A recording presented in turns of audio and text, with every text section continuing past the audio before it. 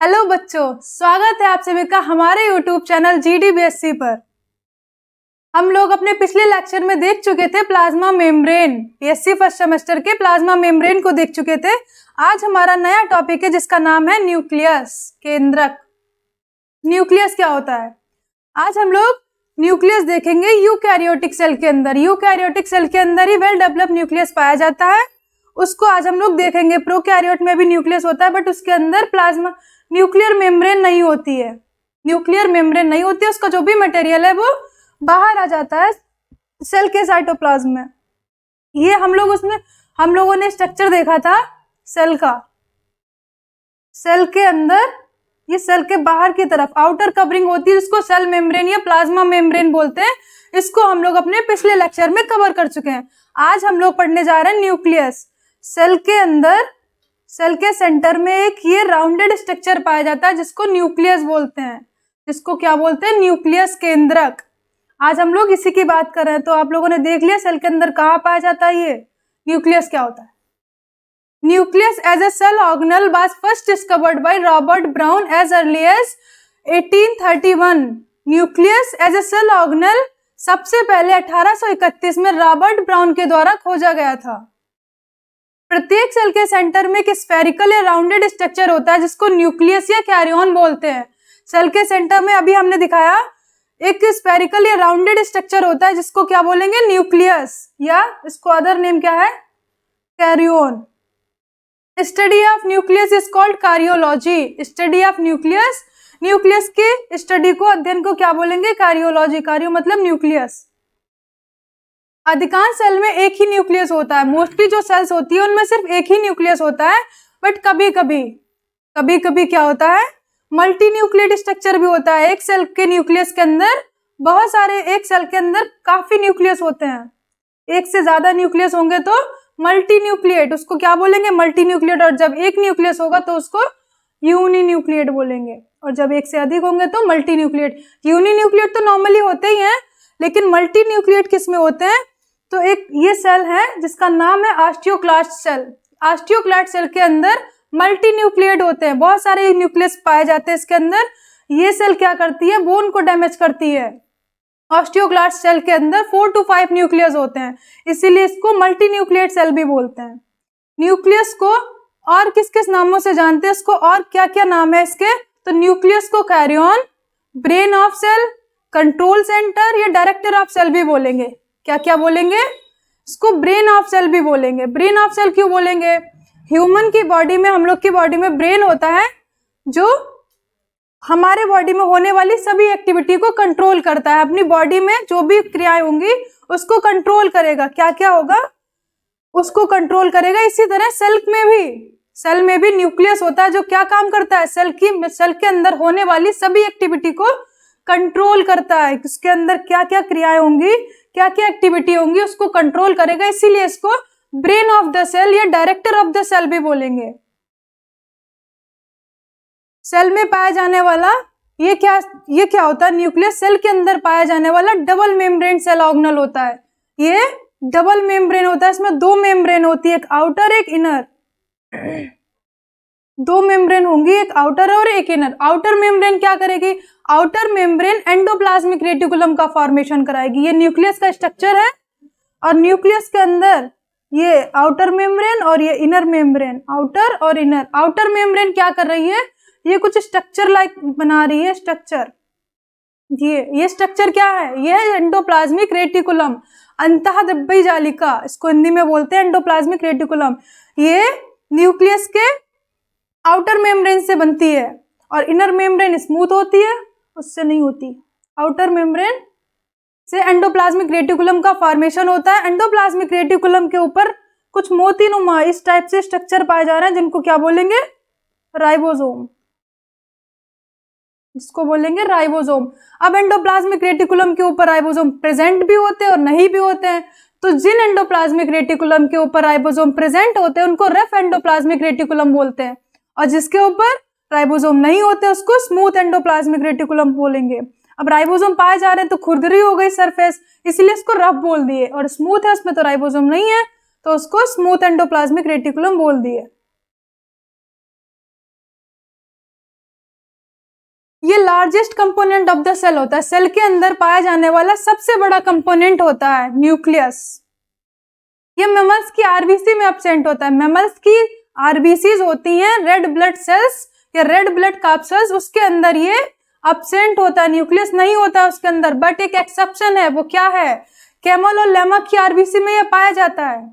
Camel और lemma की RBCs में ये पाया जाता है। स्टार बना के पॉइंट लिख लें, नोट कर लें, इंपॉर्टेंट है। कैमल और लेमा की आरबीसीज में ये प्रेजेंट होता है। आगे बात करेंगे हम न्यूक्लियस के स्ट्रक्चर की, उसकी संरचना की। न्यूक्लियस में क्या क्या पाया जाता है?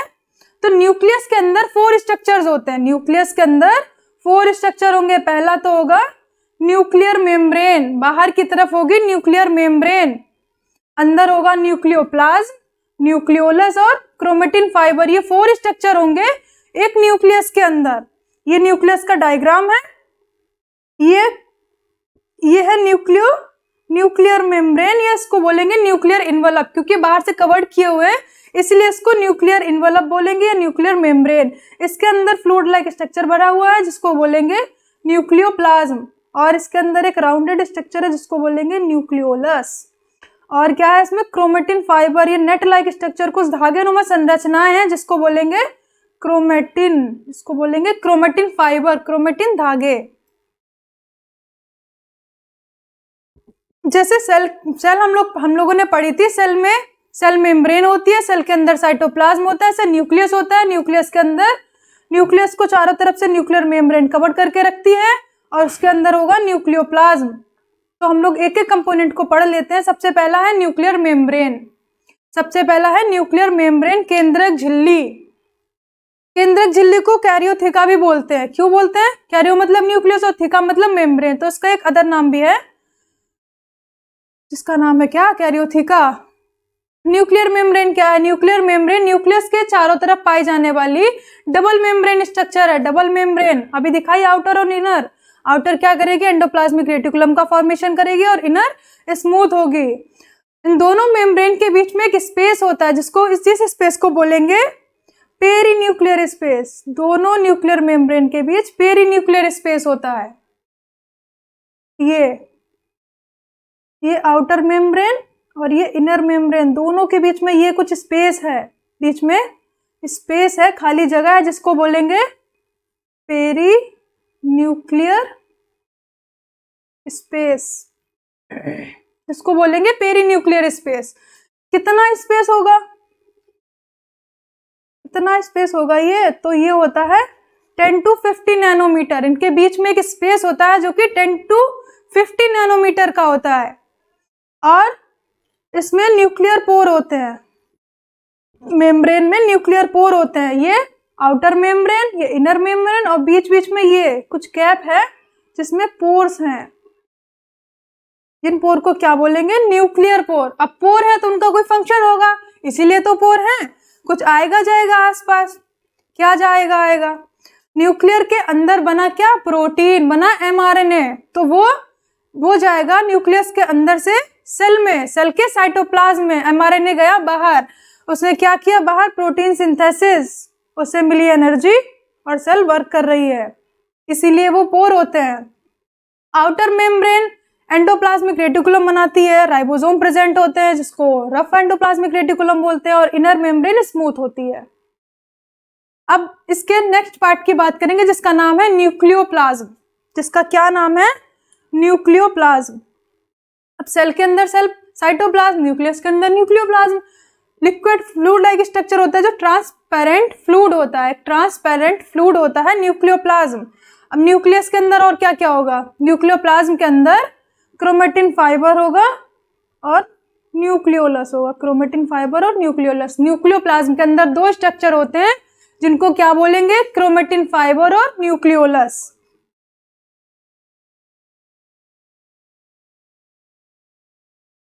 ये दोनों न्यूक्लियोप्लाज्म में डूबे हुए रहते हैं, न्यूक्लियोलस और क्रोमेटिन फाइबर न्यूक्लियोप्लाज्म में डूबे हुए रहते हैं। अब थर्ड पार्ट की बात कर लेते हैं जिसका नाम है न्यूक्लियोलस। ये सेल का स्ट्रक्चर है, आप लोग को न्यूक्लियोलस दिख रहा है?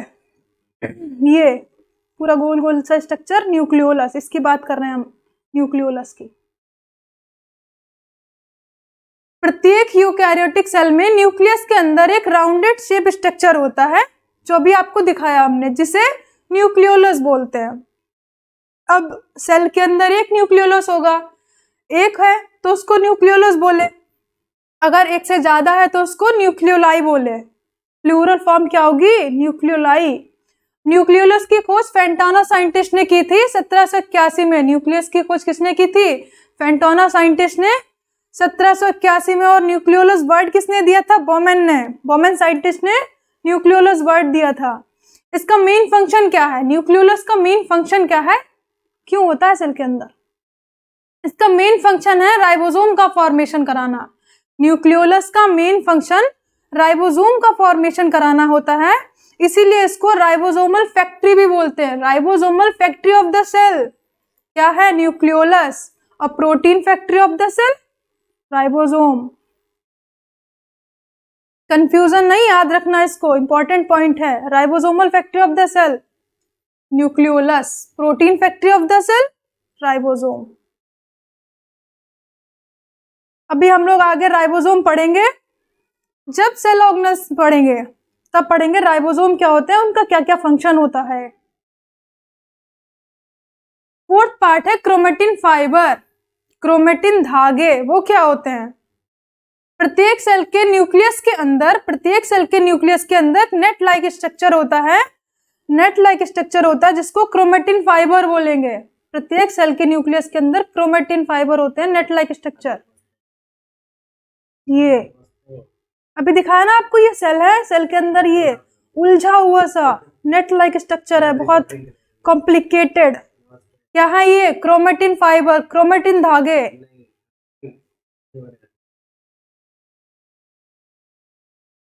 क्रोमेटिन धागे जिसे क्रोमेटिन धागे बोलते हैं। इस वर्ड का यूज सर्वप्रथम फ्लेमिंग ने किया था। इस वर्ड का यूज सर्वप्रथम फ्लेमिंग ने किया था। ये थ्रेड लाइक स्ट्रक्चर होते हैं, धागे नुमा संरचनाएं होती हैं, जो डीएनए, आरएनए, हिस्टोन प्रोटीन और नॉन हिस्टोन प्रोटीन से मिलकर बने होते हैं। जो डीएनए, आरएनए, हिस्टोन प्रोटीन और नॉन हिस्टोन प्रोटीन से मिलकर बने होते हैं क्रोमेटिन फाइबर। क्रोमेटिन फाइबर्स का क्या फंक्शन होता है? Main chromatin fibre genetic information को पेरेंट से उनके चिल्ड्रन में भेजते हैं। जब सेल डिवाइड करती है तब क्रोमेटिन फाइबर क्या करते हैं? क्रोमोसोम के फॉर्म में चेंज हो जाते हैं। Chromosome, DNA, RNA, genetic material. आगे हम लोग जब सेल ऑर्गेनेल पढ़ेंगे, जेनेटिक मटेरियल पढ़ेंगे, डीएनए, आरएनए पढ़ेंगे, तब देखेंगे कि कैसे इनहेरिटेंस हुआ, कैसे जेनेटिक इंफॉर्मेशन पेरेंट से जेनेटिक कैरेक्टर गए उनके बच्चों में, उनके चिल्ड्रंस में। तो क्रोमेटिन फाइबर बहुत इंपॉर्टेंट है। अब बात करेंगे फंक्शन ऑफ न्यूक्लियस। न्यूक्लियस के क्या क्या कार्य होते हैं सेल के अंदर, न्यूक्लियस के फंक्शंस की बात कर लेते हैं। तो ये न्यूक्लियस के अंदर पाए जाने वाले जेनेटिक मटेरियल के और साइटोप्लाज्म को अलग करते हैं। क्या करते हैं ये? सेल के अंदर जो साइटोप्लाज्म पाया जा रहा है और न्यूक्लियस के अंदर जो मटेरियल पाया जा रहा है, जो जेनेटिक मटेरियल है, उसको अलग करके रखेंगे। सेल के अंदर का जेनेटिक मटेरियल और न्यूक्लियस के अंदर का जेनेटिक मटेरियल, सेल के अंदर का जो साइटोप्लाज्म है, दोनों को डिवाइड करके रखेगा, अलग अलग रखेगा। ये न्यूक्लियर पोर से मैक्रोमॉलिक्यूल, प्रोटीन मॉलिक्यूल आर पार आते जाते रहते हैं। न्यूक्लियर पोर दिया होता है, इसमें बीच में अभी दिखाया हमने न्यूक्लियर पोर कहाँ पे है। उस पोर से क्या होगा? ये पोर, इस पोर से क्या होगा? प्रोटीन्स बाहर आएंगी और अंदर जाएंगी। न्यूक्लियस के अंदर बना राइबोसोम बाहर आएगा, अंदर जाएगा, बना एमआरएनए बाहर आएगा, साइटोप्लाज्म में एमआरएनए आएगा और प्रोटीन सिंथेसिस कराएगा, प्रोटीन बनाएगा, एनर्जी मिलेगी, सेल वर्क करेगी। सारा फंक्शन कौन? न्यूक्लियस ही झेल रहा है, वही देख रहा है सब, इसीलिए उसको ब्रेन ऑफ द सेल या कंट्रोलर या डायरेक्टर ऑफ द सेल बोलेंगे। और क्या फंक्शन है इसका? ये क्या करता है? सेल को डिवाइड करने में या उसके सेल ग्रोथ को कंट्रोल करता है। न्यूक्लियस क्या करेगा? सेल ग्रोथ करेगी, कब डिवीजन करेगी, कब अपने नंबर को बढ़ाएगी, उसको ये कंट्रोल करता है। न्यूक्लियस कंट्रोल करेगा, सेल ग्रोथ करेगी, उसको कंट्रोल करेगा। और क्या करेगा ये? प्रोडक्शन ऑफ राइबोसोम का प्रोडक्शन कराएगी, अभी हम लोगों ने देखा न्यूक्लियोलस के अंदर राइबोसोम बन रहे हैं, राइबोसोम फैक्ट्री न्यूक्लियोलस थी, उसी के अंदर राइबोसोम बने जो बाहर आएंगे, प्रोटीन सिंथेसिस कराएंगे। उसके बाद है इसका और अगला फंक्शन है एंजाइम फॉर्मेशन द्वारा सेल की सभी मेटाबॉलिक एक्टिविटी को कंट्रोल करती है। ये क्या करेगी, जो न्यूक्लियस है सेल के अंदर जो भी एक्टिविटी होंगी, जो भी मेटाबॉलिक एक्टिविटीज होंगी उनको कंट्रोल करेंगे, उनको नियंत्रित करेंगे। किसके द्वारा, एंजाइम फॉर्मेशन के द्वारा सूचनाएं देंगी, एक्टिविटी करनी है नहीं करनी है, मेटाबॉलिक एक्टिविटी को कंट्रोल करती हैं। और क्या करती हैं ये न्यूक्लियस और क्या करता है, इसका क्या फंक्शन है, और ये पेरेंट्स से उनके बच्चों में जेनेटिक कैरेक्टर्स को ट्रांसफर करते हैं, पेरेंट्स से उनके बच्चों में, क्योंकि इसमें जेनेटिक इंफॉर्मेशन है, क्रोमेटिन फाइबर है, क्रोमोसोम बनेंगे, डीएनए आरएनए, जो क्या करेगा, जेनेटिक इंफॉर्मेशन को देगा। आगे डीएनए आरएनए जब डीपली पढ़ेंगे हम लोग सेल ऑर्गेनल्स में, तब देखेंगे कैसे पहुंचा। और क्या है, ट्रांसक्रिप्शन और रेप्लिकेशन भी करता है। ट्रांसक्रिप्शन एमआरएनए का फॉर्मेशन होगा, और रेप्लिकेशन आरएनए से डीएनए का फॉर्मेशन, रेप्लिकेशन जब डीएनए बनेगा, एमआरएनए बनेगा, बाहर आएगा, प्रोटीन सिंथेसिस होगी, ट्रांसलेशन होगा।